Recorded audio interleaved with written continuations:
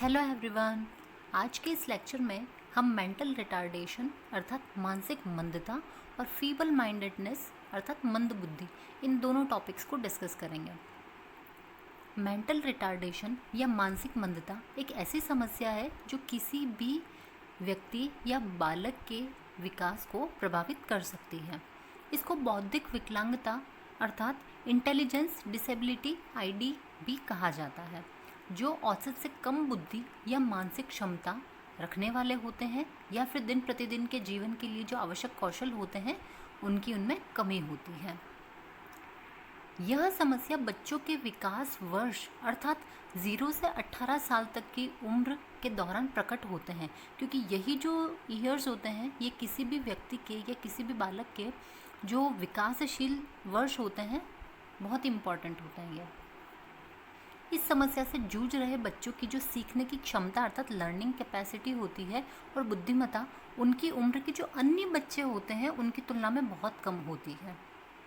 जो बौद्धिक अक्षमता वाले बच्चे होते हैं ये नई कौशल या स्किल्स को सीख तो सकते हैं, लेकिन जो इनकी जो प्रोसेस होती है या लर्निंग की जो मोशन होता है या पेस होता है वो पेस बहुत ही कम होता है अर्थात बहुत ही धीरे धीरे सीखते हैं।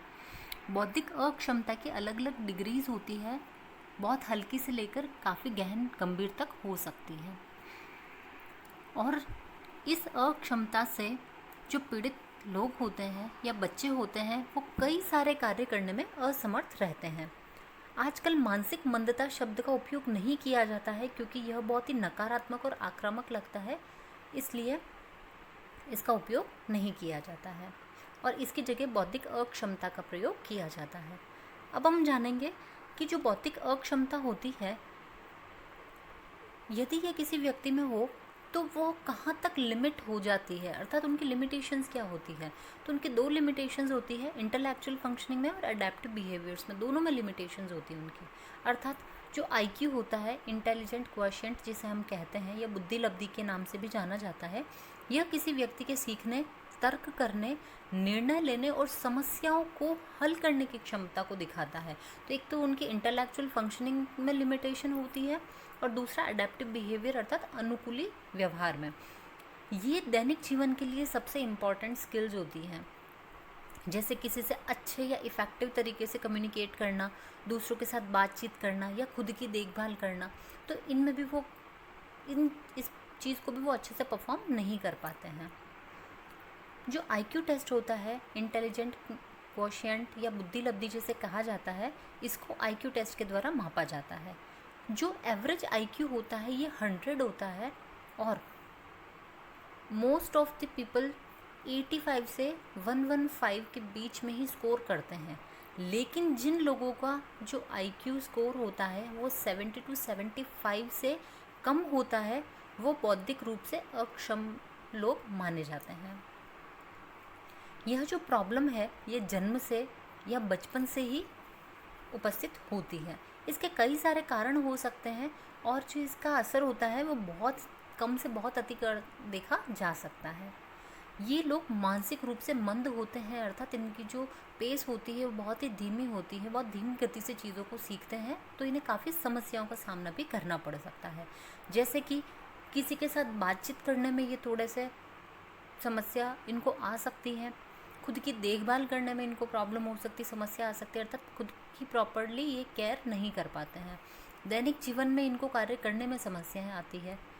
जो सोशल स्किल्स होती है वो प्रॉपर्ली इनमें डेवलप नहीं हो पाती है, या ये सीखते हैं तो उसे धीरे धीरे सीखते हैं जिससे इनको एडजस्टमेंट में प्रॉब्लम आती है। साथ ही कम्युनिकेशन स्किल्स में इनको प्रॉब्लम आती है, कम्युनिटी रिलेशंस में इनको प्रॉब्लम आती है, खुद का संचालन करने में अर्थात खुद अपना कोई कार्य करे वो इनसे प्रॉपर्ली नहीं हो पाता है। स्वास्थ्य और सुरक्षा, स्वयं की स्वास्थ्य और सुरक्षा में इनको समस्या आती है। स्कूल संबंधी जो गतिविधियां होती है, कोई प्रोजेक्ट्स हो सकते हैं, कोई भी एक्टिविटीज़ हो सकती है, उनमें इनको प्रॉब्लम आती है। जो इनका फ्री टाइम या खाली टाइम होता है उस टाइम पर जो इनको करिकुलम एक्टिविटीज़ करवाई जाती है, एक्स्ट्रा करिकुलम एक्टिविटीज़, उसमें इनको प्रॉब्लम आ सकती है। इसके अलावा कुछ और बहुत सारे ऐसे काम हो सकते हैं जैसे खुद के रूम को अरेंज रखना या खुद की चीज़ों को व्यवस्थित रखना या किसी के साथ खेलना है, कोई भी छोटी मोटी सी प्रॉब्लम हो सकती है, जहाँ तक कि खुद के हाथ से खाना खाना भी, तो यहाँ पर भी इनको प्रॉब्लम हो सकती है। पढ़ाई लिखाई में समस्या हो सकती है, काउंटिंग में प्रॉब्लम आ सकती है, एडजस्टमेंट में इनको प्रॉब्लम आ सकती है। जो ऐसे बच्चे होते हैं मानसिक रूप से मंद, उनका जो परीक्षण होता है वो साइकोलॉजिस्ट या जो बच्चों के डॉक्टर होते हैं ये करते हैं। वैसे इसका कोई एक प्रॉपर इलाज या ट्रीटमेंट नहीं है, लेकिन जो ये बच्चे होते हैं इनको स्पेशल केयर दी जाती है, विशेष देखभाल इनकी की जाती है, जिससे कि ये जो रोगी होते हैं ये ज़्यादा से ज़्यादा सीख सके, अर्थात जो इनकी स्किल्स हैं उनको थोड़ा और रिफ़ाइन कर सकें, ताकि जो जितनी क्षमता इनके अंदर उपस्थित है उनका अच्छे तरीके से ये यूज़ कर सके, या जो इनकी क्षमता है कम से कम उतना कार्य तो ये अच्छे से कर सके। तो इसके लिए इनको सिखाया जाता है, ट्रेन किया जाता है। अब हम बात करेंगे मानसिक मंदता के क्लासिफिकेशन की, इसके प्रकार की। जो मानसिक मंदता होती है इसके 4 प्रकार होते हैं, ठीक है। और ये जो लेवल्स हैं इसके, या आईक्यू टेस्ट के आधार पर बताए गए हैं। ये चीज़ इसके साथ साथ ये भी टेस्टिंग करती है कि जो पीड़ित बालक है वो कितनी जल्दी बातचीत करना या सामाजिक तौर पर लोगों से घुल मिल सकने जैसी चीज़ों को सीख सकता है। तो पहला है इसमें सौम्य या बेहद कम मानसिक मंदता। मानसिक मंदता जिन लोगों का आईक्यू स्तर 55 to 69 होता है वो इस कैटेगरी के अंतर्गत आते हैं, ठीक है। ये जो बच्चे होते हैं या सौम्य मानसिक मंदता से ग्रस्त जो बच्चे होते हैं, इस समस्या का पता उनमें इतना इजीली नहीं लग पाता है जब तक कि वो स्कूल एज में नहीं आ जाते या स्कूल जाना शुरू नहीं कर देते हैं। वे ज़्यादातर अन्य बच्चों की तुलना में चलने, बात करने और खुद खाना खाने में थोड़े स्लो होते हैं, ठीक है। 4th से 6th स्टैंडर्ड तक में वे अच्छे से पढ़ना या जो मैथ्स के रिलेटेड क्वेश्चंस होते हैं वो करना धीरे धीरे सीख लेते हैं। इस प्रकार के जो लोग होते हैं वो आमतौर पर सामाजिक व नौकरी संबंधी कार्य कौशलों को सीख लेते हैं और बिना किसी की मदद के अपने आप रह सकते हैं, पर इनको छोटे छोटे से इश्यूज़ होते हैं। सेकंड है मध्य मानसिक मंदता। इस टाइप के पीड़ित लोग जो होते हैं उनका आईक्यू 40 से 54 तक होता है। बच्चे जो मध्यम मानसिक मंदता से ग्रसित होते हैं वे शारीरिक मांसपेशियों के कार्य या बोलने आदि इस प्रकार के जो कार्य होते हैं वो देरी से शुरू करते हैं, अर्थात इनमें जो ये डेवलपमेंट होता है ये थोड़ा देर से होता है। वैसे इन पीड़ितों में जो ज़्यादा उपयोगी जो एकेडमिक स्किल्स होती है उनको प्राप्त करने की संभावना नहीं होती है, लेकिन वे कुछ स्वास्थ्य और सुरक्षा आदतें या बुनियादी बातचीत या अन्य कौशल तो सीख ही लेते हैं। ये मैथ्स पढ़ना, ठीक है, और उसके जो डेरिवेशंस या क्वेश्चंस होते हैं उनको सॉल्व करना नहीं सीख पाते हैं। और इस प्रकार के जो लोग होते हैं या बच्चे होते हैं वह अकेले नहीं रह पाते हैं, लेकिन कुछ कुछ काम अपना आराम से कर सकते हैं या जानी पहचानी जगह हो वहाँ पर अकेले जा सकते हैं ये लोग, लेकिन इनको कई जगहों पर, सभी जगह नहीं, कई जगहों पर इनको असिस्टेंस की ज़रूरत होती है। अगला है या तीसरा स्तर है गंभीर मानसिक मंदता। इससे ग्रसित जो लोग होते हैं जो उनका आईक्यू लेवल होता है वो 20 से 39 होता है, तो उनको गंभीर मानसिक मंदता की कैटेगरी में डाला जाता है। इस स्थिति की जो जांच होती है वो बर्थ के कुछ समय बाद ही पता कर ली जाती है, और ये जो बच्चे होते हैं इनमें स्कूल जाने की उम्र के पहले ही उनमें मांसपेशियों के कार्यों में देरी, अर्थात जो मसल्स का डेवलपमेंट होता है वो प्रॉपर्ली नहीं हो रहा है, ये स्कूल एज के पहले ही पता चल जाता है। और ये बच्चे बात करने में भी अच्छे से सक्षम नहीं होते हैं। अब अगर इनको अच्छे से ट्रेनिंग दी जाए, इनकी हेल्प की जाए, तो ये कुछ चीज़ों को खुद से सीख सकते हैं, सेल्फ हेल्पिंग स्किल्स को ये सीख सकते हैं, जैसे कि खुद खाना खा सकते हैं, नहा सकते हैं, अपने छोटे मोटे काम कर सकते हैं, ठीक है। और बड़े होते हैं तब भी ये कुछ छोटी मोटी जो बेसिक चीज़ें होती हैं उनको सीख लेते हैं। जो डेली रूटीन का काम होता है वो सब कर सकते हैं, लेकिन फिर भी इनको इंस्ट्रक्शंस की ज़रूरत होती है, किसी बड़े व्यक्ति की या असिस्टेंस की ज़रूरत होती है इनको, और इनको एक सेफ़ एनवायरनमेंट में रखना ज़रूरी होता है। अगला है गहन मानसिक मंदता। मानसिक मंदता से ग्रस्त लोग कुछ ही ऐसे होते हैं जिनका जो IQ लेवल होता है वो 0 to 24 होता है। इसे गहन मानसिक समस्या कहा जाता है। इस प्रॉब्लम का जो पता है वो बर्थ के टाइम पर ही पता चल जाता है, और नर्सिंग जब की जाती है बच्चों की केयर जब की जाती है तो उसमें बहुत ध्यान रखने की ज़रूरत होती है, और इनकी कॉन्टिन्यूस केयर टेकिंग की जानी ज़रूरी होती है। ये बच्चे शुरुआत से ही जो इनके डेवलपमेंट्स होते हैं, इनके माइलस्टोन्स होते हैं, उसमें देरी देखी जाती है। बच्चों को जब ट्रेनिंग दी जाती है, थोड़ा हेल्प किया जाता है, तो बच्चे अपने पैरों, हाथों और जो इनका जबड़े होते हैं इनका इस्तेमाल करना सीख लेते हैं। ठीक है, धीरे धीरे ये बातचीत करना भी सीख लेते हैं, धीरे धीरे चलना भी सीख लेते हैं।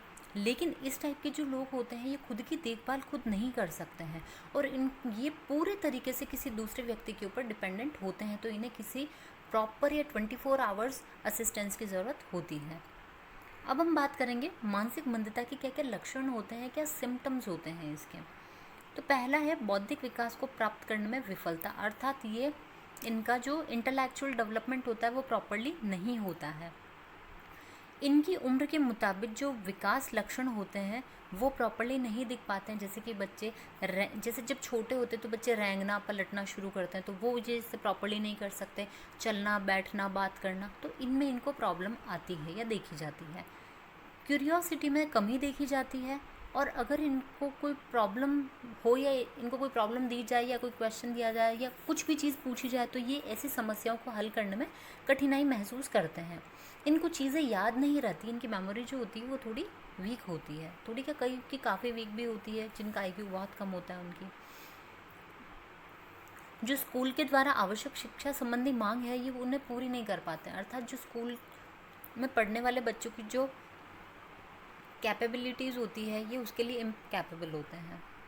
बच्चों के जैसा व्यवहार करते हैं और आम तौर पर वो बच्चे की तरह ही बोलते हैं ये लोग। ठीक है, साथ ही साथ जो सोशल रूल्स होते हैं वो इनकी समझ से बाहर होती है, उनको नहीं समझ पाते हैं। अब हमें ये चीज़ पता होनी चाहिए कि आपको डॉक्टर से कब कंसल्ट करना चाहिए। तो जब आपको लगता है कि बच्चे को चलने बोलने या कोई भी जो मस्कुलर डेवलपमेंट है या मसल से रिलेटेड कोई भी एक्टिविटीज़ है उनको करने में बच्चे को प्रॉब्लम हो रही है, लर्निंग बच्चों की देर से हो रही है, वो सीख नहीं पा रहे हैं चीज़ें, अच्छे से कम्युनिकेट नहीं कर पा रहे हैं, तो उस टाइम पर आपको टाइमली डॉक्टर से कंसल्ट कर लेना चाहिए। अब हम बात करेंगे बौद्धिक अक्षमता या मानसिक मंदता के क्या कारण हैं। देखिए, इसके कई सारे कारण हैं जिनमें हम वन बाय वन उनको डिस्कस करेंगे। जैसा पहला है जन्म के पूर्व का कारण। अगर किसी बच्चे के जो माता पिता है उन दोनों में से कोई एक या दोनों अगर मानसिक मंदता के शिकार हैं तो इस स्थिति में बच्चे के लिए ये पॉसिबिलिटीज़ बढ़ जाती है कि बच्चा भी मानसिक रूप से मंद हो। कभी कभी मानसिक मंदता व्यक्तिगत जीन के बजाय गुणसूत्रों में किसी भी प्रकार की असामान्यता के कारण भी हो जाता है।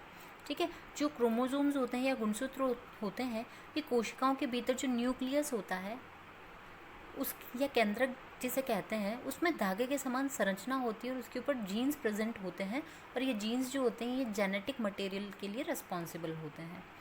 जो डाउन सिंड्रोम होता है यह भी मानसिक मंदता का एक सामान्य सा कारण है, जिसमें भी एक एक्स्ट्रा क्रोमोसोम पाया जाता है। दूसरा है मानसिक कुरूपता, जिसमें दो अवस्थाएं आती है, माइक्रोसिफेलस और हाइड्रोसिफेलस। जो माइक्रोसिफेली होती है उसमें जो शिशु का सिर का आकार होता है वो अपेक्षाकृत छोटा होता है। ठीक है, या ब्रेन का जो डेवलपमेंट होता है वो प्रॉपरली नहीं हो पाता, तो उसे माइक्रोसिफेली कहा जाता है। और दूसरा है जल शीर्ष या हाइड्रोसिफेलस। तो हाइड्रोसिफेलस वो कंडीशन होती है जिसमें शिशु का जो सिर होता है या ब्रेन होता है उसमें पानी भर जाता है, जिसकी वजह से वो एनलार्ज हो जाता है। अगला है पोषण की कमी, जैसे कि आयोडीन की कमी से हो सकता है, विटामिन B9 की कमी से हो सकता है अर्थात फॉलिक एसिड की कमी से, या फिर कोई गंभीर कुपोषण की स्थिति है उस समय पर भी हो सकता है। माता के द्वारा जैसे पदार्थों का दुरुपयोग करने पर, जैसे कि शराब, सिगरेट, तंबाकू, कोकीन या इस टाइप की किसी भी ड्रग्स का अगर वो सेवन करते हैं तो यह भी बच्चे के लिए बहुत ही हानिकारक होता है। इसके अलावा कुछ ऐसे हानिकारक पदार्थों के संपर्क में आना, जैसे कि प्रदूषक है, प्रदूषण के ज़्यादा संपर्क में रहना, भारी धातुओं के संपर्क में रहना, कुछ ऐसे हानिकारक ड्रग्स लेना या रेडिएशंस के कांटेक्ट में आना, तो ये भी इसका रीज़न होते हैं।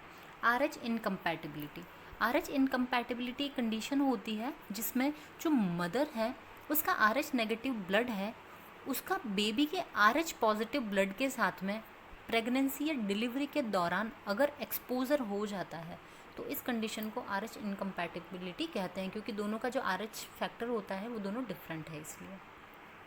अगला है गर्भावस्था की जटिलता, मीन्स गर्भावस्था के दौरान क्या क्या प्रॉब्लम्स हो सकती है, जैसे कि हाई बीपी का प्रॉब्लम। मदर को अगर हाई बीपी का इशू है तो यह प्रॉब्लमेटिक हो सकता है। जब बच्चे का जन्म होता है उस समय पर अगर बहुत ही अधिक ब्लीडिंग हो गया है तो भी यह इशू हो सकता है, या फिर प्लेजेंटल डिसफंक्शन की वजह से भी ये प्रॉब्लम देखा जा सकता है। जो प्लेजेंटल डिसफंक्शन होता है, इस कंडीशन के अंतर्गत जो प्लेजेंटा होती है वो प्रॉपर्ली डेवलप नहीं होती है या फिर डैमेज हो जाती है, जिसकी वजह से जो मदर की ब्लड सप्लाई होती है बच्चे में वो बहुत ही कम होती है, और कम ब्लड सप्लाई की वजह से ये इश्यूज देखे। अगला है प्रसव के दौरान अगर डिलीवरी में कोई प्रॉब्लम आती है या जटिलता महसूस होती है तो इसकी वजह से हो सकता है। बच्चे का अगर प्री मैच्योर बर्थ हुआ है तब हो सकता है। बच्चे का अगर जन्म के समय वज़न बहुत कम है या लो बर्थ वेट चाइल्ड हुआ है तो भी प्रॉब्लम हो सकती है। जन्म के टाइम पर अगर प्रॉब्लम होना, जैसे कि दम घुटने जैसी समस्या हो सकती है, या जन्म के दौरान आघात, इस प्रकार की समस्याओं से भी ये दिक्कत या ये भी इन सब के कारण हो सकते हैं। जो मातृक संक्रमण होते हैं या उसके द्वारा भी हो सकता है, जैसे कि रूबेला की कंडीशन है जिसके अंदर बच्चे को लाल चकत्ते हो जाते हैं, ये एक टाइप का वायरल इन्फेक्शन होता है। या फिर टॉक्सोप्लाज्मोसिस हो सकता है जो कि गोंडी पैरासाइट की वजह से होता है। यह संक्रमित भोजन या जो कैट फीसेस होता है उसमें ये पैरासाइट पाया जाता है, और इसकी वजह से अगर संक्रमण हो जाता है तो ये भी इसका एक कॉज है। HIV वायरस भी एक इसका कॉज हो सकता है। अगला है मातृ रोग। अगर फीमेल को या मदर को ये प्रॉब्लम्स है, जैसे कि डायबिटीज़ है, हार्ट प्रॉब्लम है या किडनी रिलेटेड इश्यूज़ हैं, तो ये भी इसका एक बड़ा कारण हो सकते हैं। जब बच्चा नवजात काल में होता है, नियोनेट फेज़ होता है बच्चे का, तो उस टाइम पर भी उसको कुछ प्रॉब्लम्स हो सकती है, जैसे कि सेप्टिसीमिया हो सकता है जिसकी वजह से मानसिक मंदता हो सकती है। सेप्टिसीमिया एक कंडीशन होता है जिसको ब्लड पॉइजनिंग भी कहा जाता है, और यह भी बैक्टीरियल इन्फेक्शन की वजह से होने वाला प्रॉब्लम है। बच्चे को जॉइंडिस हो सकता है, हाइपोग्लाइसीमिया हो सकता है, या फिर नियोनेटल कन्वल्जन्स हो सकते हैं, मीन्स सेप्सिस कंडीशन हो सकती है, बच्चे को दौरे पड़ सकते हैं। जब बच्चा अब शैशवावस्था में या बचपन के समय होता है तो उस समय पर मस्तिष्क के अंदर अगर उसका संक्रमण हो गया है, इन्फेक्शन है, तो ये भी इसका एक रीज़न है। TB है, जापानी इंसेफेलाइटिस भी एक कंडीशन हो सकती है जिसमें कि ब्रेन में स्वेलिंग आ जाती है, और यह एक वायरस के स्प्रेड की वजह से होता है, और यह वायरस जो होता है ये इन्फेक्टेड मॉस्किटोज़ में प्रेजेंट होता है। ये काफ़ी रेयर कंडीशन है, वैसे बहुत ही रेयरली देखी जाती है। बैक्टीरियल मेनिंजाइटिस हो सकता है इसका कारण, जिसमें भी जो ब्रेन में या स्पाइनल कॉर्ड की जो मेम्ब्रेन होती है उसमें इन्फ्लेमेशन हो जाता है। सिर में आघात या चोट की वजह से ऐसा हो सकता है, या बच्चा दीर्घकालिक रूप से अगर लेड के संपर्क में आ रहा है तब भी यह समस्या देखी जा सकती है। लंबे समय से अगर बच्चा मैल न्यूट्रिशन का शिकार है तब भी यह समस्या देखी जा सकती है। ब्रेन में अगर ऑक्सीजन की सप्लाई प्रॉपर्ली नहीं हो रही है तब भी मानसिक अक्षमता की समस्या हो सकती है। इसके अलावा हम बात करेंगे क्रोमोसोमल डिफेक्ट्स के बारे में। क्रोमोसोमल डिफेक्ट्स अगर हैं तो वो भी ये इसका कॉज हो सकते हैं। जैसे पहला है डाउन सिंड्रोम है। डाउन सिंड्रोम भी एक कंडीशन होती है जिसमें जो कोशिका विभाजन होता है वह असामान्य होता है, और उसकी वजह से जो 21 नंबर का जो क्रोमोसोम होता है उसकी 3 कॉपीज़ बन जाती है, अर्थात एक एक्स्ट्रा क्रोमोसोम प्रेजेंट होता है, जिसकी वजह से बच्चे का जो विकास होता है या बौद्धिक विकास होता है उसमें कमी आ जाती है। क्लिनफेल्टर सिंड्रोम हो सकता है। ये भी एक जेनेटिक कंडीशन होती है जिसमें जो मेल होते हैं उनमें एक एक्स्ट्रा एक्स क्रोमोसोम पाया जाता है या उसी के साथ वो पैदा होते हैं। अगला गैलेक्टोसेमिया का कंडीशन हो सकता है, जिसके अंदर जो बच्चा हो, ये भी एक मेटाबॉलिक कंडीशन है, रेयर मेटाबॉलिक कंडीशन है, जिसमें जो बच्चा होता है यह ब्रेस्ट मिल्क में जो प्रेजेंट गैलेक्टोज शुगर होती है उसको पचा नहीं पाता है। इसके अलावा फिनाइल कीटोन्यूरिया की कंडीशन हो सकती है। यह भी एक जन्मजात समस्या होती है, जिसमें जो बॉडी होती है वो फिनाइल एलानिन नाम का जो अमीनो एसिड होता है उसको बॉडी ही सिंथेसिस उसका करने लग जाती है। और जब अगर इसका ट्रीटमेंट नहीं दिया जाता है बच्चे को, तो उसकी दिमागी क्षति या बौद्धिक विकलांगता या डिसेबिलिटी जैसी समस्या उसमें देखी जा सकती है। अब हम बात करेंगे मानसिक मंदता से बचाव किस प्रकार से किया जा सकता है। देखिए, जैसे कुछ रोगों के खिलाफ टीकाकरण, जैसे कि खसरा, हेपेटाइटिस बी, इन सब के खिलाफ टीकाकरण किया जा सकता है। तो ये सभी बीमारियां क्या करती है, ये जो टीकाकरण होता है इन सभी बीमारियों को रोकने का काम करता है। तो इसके साथ साथ ये मानसिक मंदता को भी विकसित कर सकती है अगर इनसे बचाया ना जाए।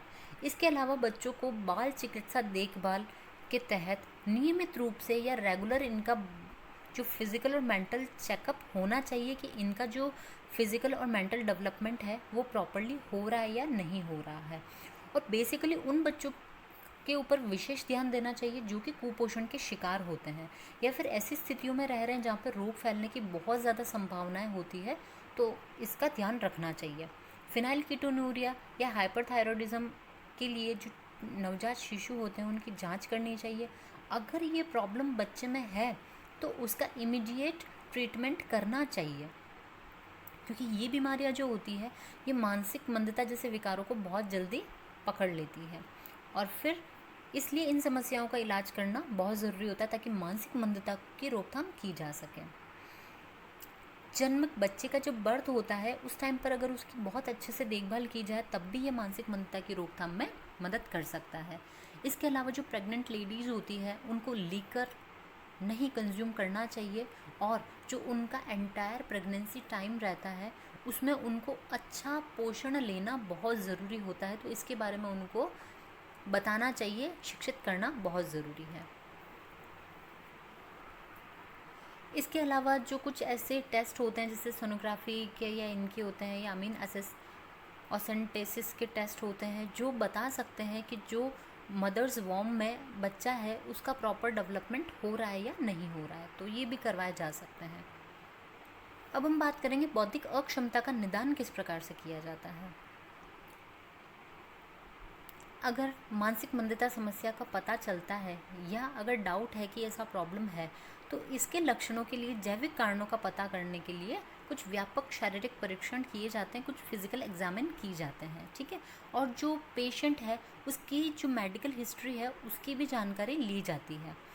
इसके अलावा जो PKU होता है, फिनाइल कीटोन्यूरिया, इसका भी इलाज किया जा सकता है अगर ये प्रॉब्लम है तो।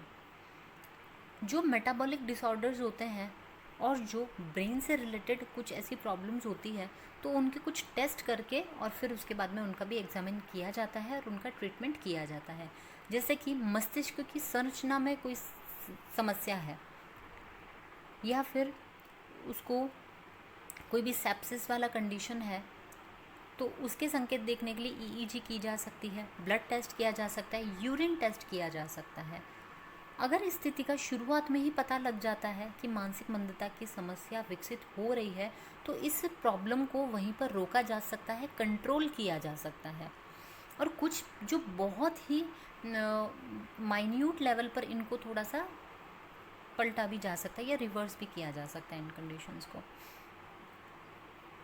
अगर कुछ बच्चों में न्यूरोलॉजिकल प्रॉब्लम्स भी अगर देखी जाती है तो उनकी भी न्यूरोलॉजिस्ट के थ्रू उनका चेकअप किया जाता है, टेस्टिंग की जाती है। जो रोगी होता है उसकी medical history, family history, social या फिर जो एजुकेशनल रिलेटेड जो भी जानकारियाँ होती है वो प्रॉपरली ली जाती है, पेरेंट्स से या किसी और रिश्तेदार से बातचीत करके इन सबको इकट्ठा किया जाता है। बच्चों की जो लर्निंग कैपेसिटी होती है और जो उसकी बौद्धिक कार्यों को मापने के लिए जो उसकी क्षमता होती है उनको भी कुछ बौद्धिक परीक्षणों के द्वारा मापा जाता है।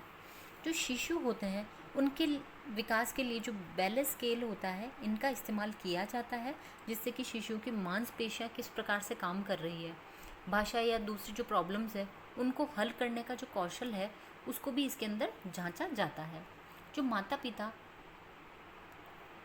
या फिर जो इनके केयर टेकर हैं, उनके साथ में बातचीत करने से जो बच्चे होते हैं उनके दैनिक जीवन, मांसपेशियों के नियंत्रण या बातचीत करने का जो तरीका होता है या इनकी सोशल स्किल कैसी है, इन सभी की जो इन्फॉर्मेशन होती है उनके थ्रू ली जा सकती है। तो ये भी बहुत हेल्पफुल होता है इस चीज़ के ट्रीटमेंट में या इसको प्रॉब्लम को दूर करने के लिए।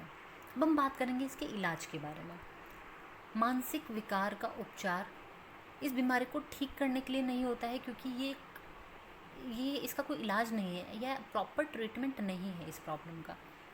लेकिन इसमें कुछ थेरेपीज़ दी जाती है जिससे कि जो रिस्क फैक्टर्स होते हैं उनको कम किया जा सकता है, ताकि अगर कोई व्यक्ति है या बच्चा है तो वह घर में या स्कूल में किस तरीके से खुद की हेल्प कर सकता है।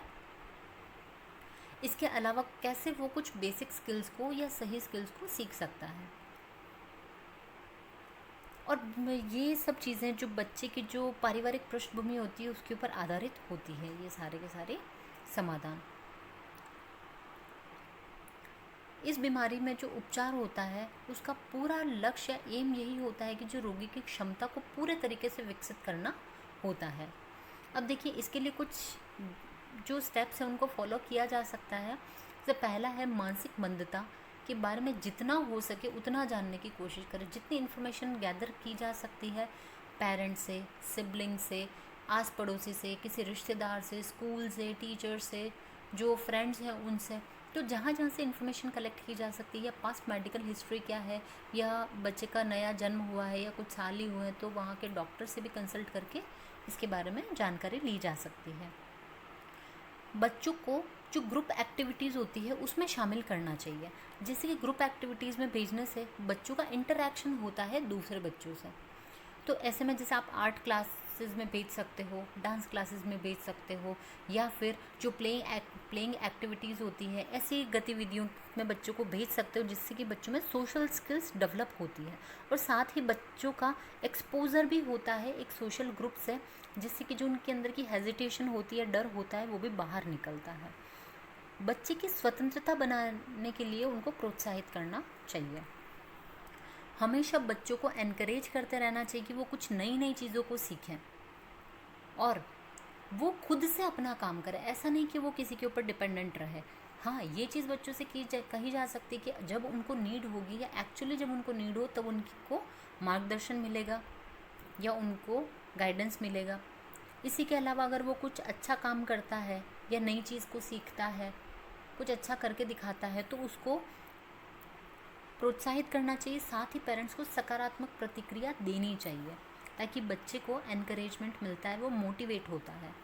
अन्य मानसिक मंदता से ग्रस्त जो बच्चे हैं उनके पेरेंट्स से भी मिलना चाहिए, उनसे बातचीत करनी चाहिए, उनसे कुछ एडवाइसेस लेनी चाहिए, क्योंकि ये बच्चों के भावनात्मक समर्थन के लिए एक बड़ा स्रोत हो सकते हैं। और ऐसा होता है कि जो एक्सपीरियंस्ड होता है उसके पास में इन चीज़ों की नॉलेज बहुत अच्छी होती है, तो अगर उनसे भी कुछ इन्फॉर्मेशन ली जाए, उनसे भी कुछ बातचीत करके एडवाइसेस ली जाए तो ये भी हेल्पफुल हो सकती है।